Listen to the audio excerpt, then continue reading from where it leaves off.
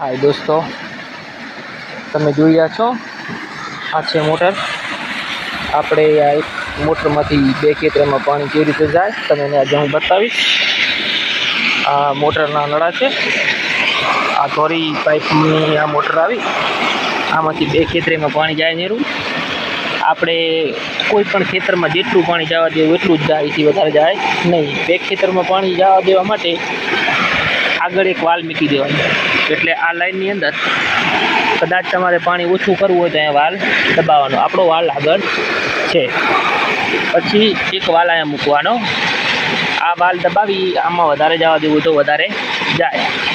પછી આગળ મારી દેવાની આવી ટી, જોઈ રહ્યા છો તમે, આ ટી મારી અને આંકનેથી બીજી પાઇપ જશે આમ ખેતરમાં, અને આગળ મૂકી દેવાનો વાલ, જોઈ રહ્યા છો। એ વાલ સેજ દબાવો એટલે આમાં પાણી ચડે, ખોલી નાખો એટલે આ બધું પાણી અંદર જતું રહે। તમે જોઈ રહ્યા છો આવી રીતે ચેક કરવાનું। અહીંયા આગળ એક વાલ મૂકવો જરૂરી છે, એટલે કે આ લાઈનમાં પાણી વધારે જતું રહે, જેટલું મેકવું એટલું મેલાય, આ લાઈનમાં જેટલું મેલવું એટલું મેલાય, આ લાઈનમાં જેટલું મેલવું એટલું મેલાય। કોઈ ખેતરવાળા કોઈ ખેડૂતને હેરાનગતિ ના થાય એટલા માટે આવી સિસ્ટમ છે, આવો જુગાડ કર્યો છે।